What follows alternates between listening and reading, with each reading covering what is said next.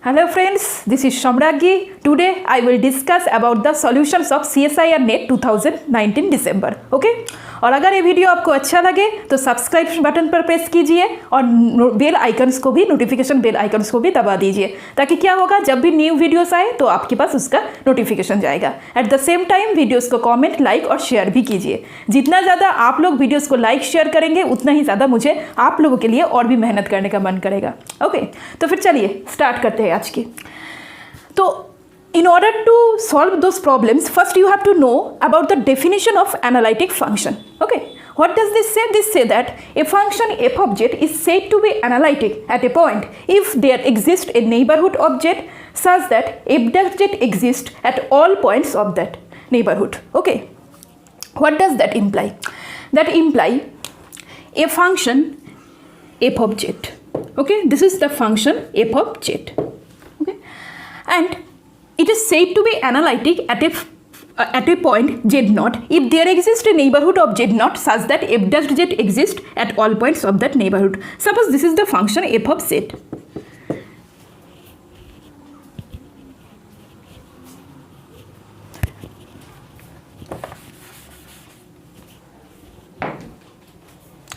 This is the function f of z.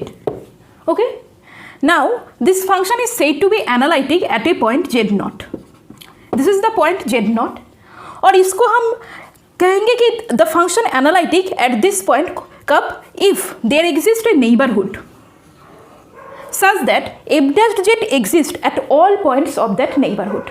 Okay, मतलब अगर हर एक पॉइंट पे f dash z exist होगा. What does this mean? This means this is a function f of z. Okay, and this is the point z naught. This function is said to be analytic at that point if there exists a neighborhood. मतलब कोई ऐसा neighborhood उस point को center करके हमें मिलेगा जिस neighborhood के हर एक point पे function differentiable होगा. Then we will say that the function is analytic at that point. मतलब सिर्फ उस point पे differentiable होने से function को हम analytic नहीं बोल सकते. मैक्सिमम बच्चे यही गलती करते हैं कि वो सोचते हैं उस पॉइंट पे डिफरेंशिएबल है तो function analytic. No, that's not the case. Case is that इस पॉइंट पे तो डिफरेंशिएबल होगा ही होगा, उसकी जो नेबरहुड है वहाँ पर भी डिफरेंशिएबल होगा. ओके, तो इसी के साथ आज का तो ये डिफिनेशन जानना आप लोगों के लिए ज़रूरी था. और अब जो मैं स्टार्ट करने वाली हूँ वो है कि प्रॉब्लम्स. ओके, 2019 दिसंबर पे पार्ट ए पे जो क्वेश्चन आया था उसका सॉल्यूशन, उसको सॉल्व करने के लिए ही ये डेफिनेशन आपको बताना पड़ा. तो चलिए देखते हैं फर्स्ट क्वेश्चन क्या है. Okay, this came in part B 2019 December. Part B 19 December. देखिए, f of Z equals to z bar square by z. Z bar square by z. 0 if z not equals to 0, z equals to 0. Then which of the following is false? Which of the following is false? वो हमें देखना होगा, हाँ, not true. Which of the following is false? First question f of z continuous होगा या नहीं. तो चलिए देखते हैं. देखिए, अगर इस टाइप्स की प्रॉब्लम्स आपको दी जाए ना तो इसको सॉल्व आप दो मेथड से कर सकते हैं. एक तो कार्टेशियन मतलब एक्स वाई के वैल्यूज पुट करके और एक पोलर फॉर्म पे. तो चलिए पहले एक्स और वाई के वैल्यूज पुट करके देख लेती हूँ. Z equals to X plus I Y, right. तो देखिए X minus I Y whole square by x plus I Y. तो F of Z is continuous. Okay, यही था ना फर्स्ट ऑप्शन. हाँ, F of Z is continuous everywhere, यही हमें दिखाना होगा.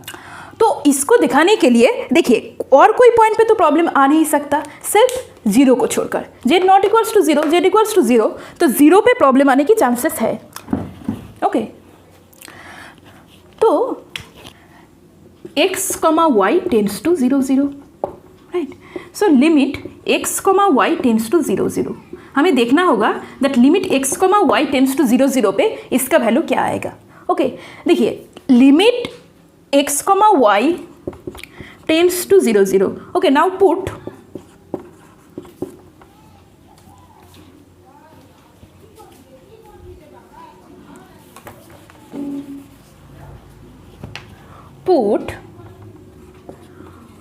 y equals to mx. Okay, that imply limit x tends to 0 x को आप बाहर लीजिए, एक्स स्क्वायर 1 माइनस, देखिए वाई के प्लेस पे मैं एम एक्स की वैल्यू पुट कर रही हूँ. सो वाई के प्लेस पे if I put the value of m x then m square x square, right, and x square will I take common 1 minus i m whole square by x plus, अच्छा x common ले लेती हूँ, 1 plus I m. So this tends to 0, right. As x tends to 0, this value tends to 0, okay, और this value equals to 0 भी आप लिख सकते हैं. Limit x tends to 0, this equals to 0, क्योंकि यहाँ पर मैंने x tends to 0 दे ही दिया है, तो we can write this in way, okay. So this imply that limit x comma y tends to 0, f of x comma y equals to this, and here z equals to 0 पे इसका value 0 है. What does this imply? This imply f of 0 comma 0 equals to 0, right? f of 0 equals to 0, so that means limit x comma y tends to 0, f of x comma y equals to f of 0 comma 0, okay. So what I am trying to say is that limit z tends to 0, f of z, when z tends to 0 then x comma y tends to 0, as z equals to x plus iy, so limit z tends to 0, f of z equals to f of 0. This clearly imply that f of z is continuous. आप इसको और एक तरीके से भी कर सकते हैं, क्योंकि क्या है ना, मैथमेटिक्स पे अगर एक प्रॉब्लम को आप 4 वेज पे कर सकते हैं, 3 वेज पे कर सकते हैं, तो सोचिए कितनी वेज पे आप कर सकते हैं, क्योंकि हर एक वे पे आपको ट्राई करना होगा. कुछ दिन पहले मैं मारायरा मिर्ज़ा खानी की, वो जो जिसने फील्ड मेडल पाई थी, उसकी डॉक्यूमेंट्री देख रही थी, तो वहाँ पर एक आदमी ने बताया कि उनके एक टीचर ने that she use to solve each problems 8 ways. तो समझ सकते हैं आप कि मतलब जितना ज़्यादा वेज होगा आप उतनी ज़्यादा तरीके से सोचिए, ठीक है, तभी आपका कॉन्सेप्ट क्लियर होगा. So this is first way. Second way क्या होगा, देखिए, put z equals to R E to the power I theta. तो आप लोग बताइए मुझे जेड बार का वैल्यू क्या होगा, बताइए. अगर Z equals to R E to the power I theta है, so what will be the conjugate of Z bar. सोचिए, सोचकर बताइए. अगर z equals to R E to the power I theta है, तो what will be the value of z bar. z bar का value क्या होगा, देखिए, z bar equals to R E to the power minus I theta, right, क्योंकि यहाँ पर cos theta plus I sine theta, तो z बार का क्या होगा, cos theta minus I sine theta, okay okay. Now यहाँ पर इसका वैल्यू पुट कर दीजिए. So z bar square means R square E to the power minus 2 I theta. अब यहाँ पर divided by R, so divided by R into E to the power I theta. Denominator पे उसको अगर numerator पे ले आओ तो ई to the power minus I theta, that imply r E to the power minus 3 i theta. अब फिर से put z equals to R E to the power I theta, this is f of Z equals to, right, that imply f of Z equals to R E to the power minus 3 i theta, okay.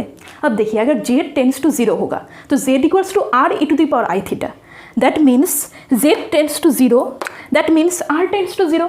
Theta का value चाहे कुछ भी हो जाए, but r तो definitely tends to 0 होगा ना. So that imply limit z tends to 0 f of Z equals to limit r tends to 0 r E to the power minus 3 i theta, that imply इसका value 0 होगा. Simple है ना. तो इसी वजह से इस प्रॉब्लम को भी सॉल्व कर सकते हैं, ओके. सो पोलर फॉर्म में भी हो सकता है एंड जो कार्टेशियन फॉर्म है उस पर भी हो सकता है. सो फर्स्ट ऑप्शन यानी f of Z is continuous everywhere, so first option is true. But here they asked what is the false, यानी देख लीजिएगा, हाँ ट्रू है या फॉल्स. कई बार तो इसी में प्रॉब्लम हो जाता है बहुत सारे लोगों को. So F of Z is continuous नहीं होगा क्योंकि ट्रू है, और इन्होंने कहा है कि गलत क्या होगा, ओके. तो देखिए सेकेंड ऑप्शन क्या है. Second option this is f of Z is not analytic in any open neighbourhood of 0. F of Z is not analytic in any open neighbourhood of 0. Analytic इसीलिए मैंने एनालिटिक फंक्शंस की definitions बताई थी, okay. तो 0 पे पहले ये check करते हैं कि फंक्शन डिफरेंशिएबल होगा या नहीं, ओके. तो चलिए, limit z tends to 0 f delta z. बताइए डिफरेंशिएबिलिटी का क्या फॉर्मूला था. Limit z tends to 0 f of z minus f of 0 by z minus 0, okay. अब देखिए, limit z tends to 0, f of z क्या है, z bar square by z, z bar square by z minus, अब देखिए 0 का value तो 0 ही है यहाँ पर, तो 0, अब डिवाइडेड बाई जेड माइनस 0, मतलब Z into 1 by Z. So what does this imply, this imply Z bar square by Z square. Okay, अब देखिए Z tends to 0 means limit x comma Y tends to 0 comma 0. Simple भाई, X minus I Y whole square by x plus I Y whole square. अब put y equals to mx, that imply limit x tends to 0. Okay, x 1 minus im whole square by x square 1 plus im whole square. हाँ, अब तो कुछ ऐसा आ गया, यहाँ तक तो आप लोग कर लेंगे. अब ध्यान से देखिए, what does this imply? This value is 1 minus im whole square by 1 plus im whole square. यहाँ पर मैंने m को क्या लिया, एक आर्बिट्ररी नंबर, राइट. तो यहाँ पर m की वैल्यूज 1 होगा तो एक आएगा वैल्यूज, m की वैल्यूज 2 होगा तो और एक आएगा. और हमें पता है that limit is unique, limit of a function is unique. So अगर इसका वैल्यूज 1 से ज़्यादा आ रहा है तो व्हाट डज दिस इम्प्लाई, अगर लिमिट का वैल्यू 1 से ज़्यादा आ रहा है तो what does that imply, simple, that imply that limit does not exist, right? So from here we can say that limit does not exist. Limit does not exist, that imply f dash z not exist at z equals to 0. मतलब ये जो function है ना f of z, that is not differentiable at z equals to 0. अगर उस point पे differentiable नहीं होगी तो एनालिटिसिटी तो कोई सवाल ही नहीं होता. सो ये जो ऑप्शन है क्या कहते हैं, F of Z is not analytic in any open neighbourhood of 0. F of Z is not analytic in any open neighbourhood of 0. It is true, और हमें फॉल्स बताना है तो ये भी नहीं होगा. Now came to the third option. What does third say, third option says Z F of Z satisfies C R equation. Z F of Z satisfies C R equation.